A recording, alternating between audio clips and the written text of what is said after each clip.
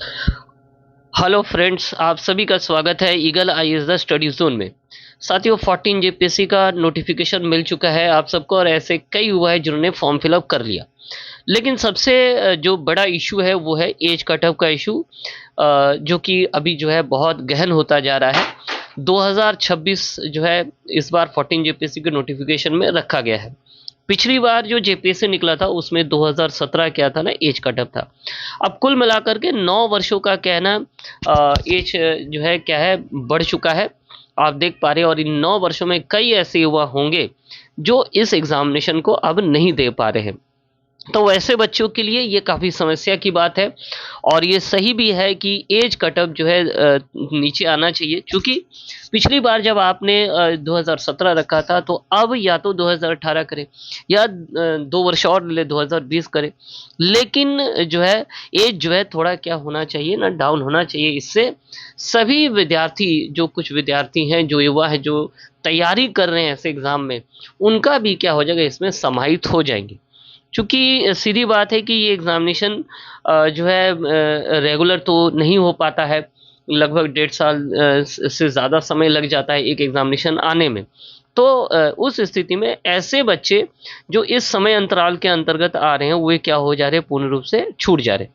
तो I hope, आशा करते हैं कि ये जो जेपीएससी एज कट ऑफ का इश्यू है वो बहुत जल्द सॉल्व हो जाएगा, और बच्चों सरकार जो है या जेपीएससी जो है बच्चों की समस्याओं को ध्यान में रख करके एज जो है क्या करेंगे, नीचे आएंगे और एज कट ऑफ देंगे। ऐसे बच्चों को सुविधा देंगे जो कि एग्जामिनेशन नहीं दे पा रहे, क्योंकि सभी कोई जो है इस एग्जामिनेशन के लिए तैयारी करते हैं और उनके मन में भी इच्छा रहता है कि वो एग्जामिनेशन को दे। अचानक इस प्रकार का जो है 2017 से 2026 9 वर्षों का जो एक जंप है, ऑटोमेटिकली एक क्या है ना, बहुत चोट की तरह या आहत, इससे क्या होता है, युवा आहत हो गए होंगे, आहत होते हैं। चलिए, अब जैसे ही मान लीजिए कि अगर एज कट ऑफ मिलता है, क्योंकि अब तक तो जेपीसी का ऑफिशियल नोटिफिकेशन नहीं आया है, तो उनको भी 10 दिन का क्या मिलेगा, समय दिया जाएगा। इस हिसाब से जो अब तक जो डेट है एग्जामिनेशन का, वो डेट शायद जो है क्या हो जाए, एक्सटेंड हो जाए। लेकिन ये सब कुछ निर्भर करता है कि क्या जेपीएससी या जो निर्णय है, जो निर्णय आएगा जेपीएससी के द्वारा, जो सरकार के द्वारा फैसला लिया जाएगा, वो एज कटअप का होगा या नहीं होगा। अगर होता है तो ऑटोमेटिक है, एग्जामिनेशन का जो डेट है वो क्या होगा, तय सीमा से कुछ हद तक आगे बढ़ने की संभावनाएं है। हम सब जो है यही चाहेंगे कि जो युवाएं इस एग्जामिनेशन में छूट जा रहे हैं 2017 से लेकर के 2026 तक, उनको एज कटअप में कुछ हद तक जो है क्या मिलना चाहिए, रियायत मिलना चाहिए इस एग्जामिनेशन के प्रति। जो भी बच्चे हैं वो कई सालों से इंतज़ार करते हैं, तो उनके लिए ये जो है एज कटअप देना चाहिए। उन युवाओं को भी कहेंगे कि वो जा कर के जेपीएससी में जाए और अपनी समस्याओं को रखें, और इसे समाधान लाने का एक जो है प्रयास किया जाए।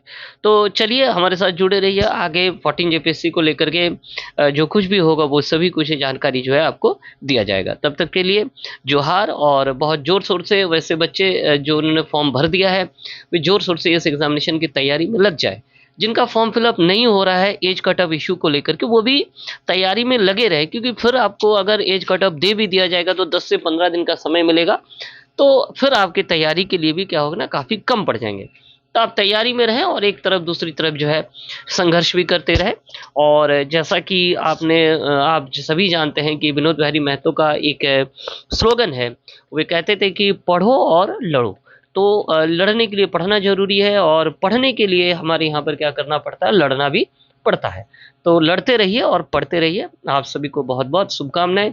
आशा करते हैं कि आप सबको क्या मिलेगा, जेपीएससी एज कटअप में बहुत जल्द जो है क्या मिल जाएगी, छूट की जो उम्र सीमा में जो छूट है उसकी सूचना प्राप्त होगी। तब तक के लिए जोहार आप सभी का।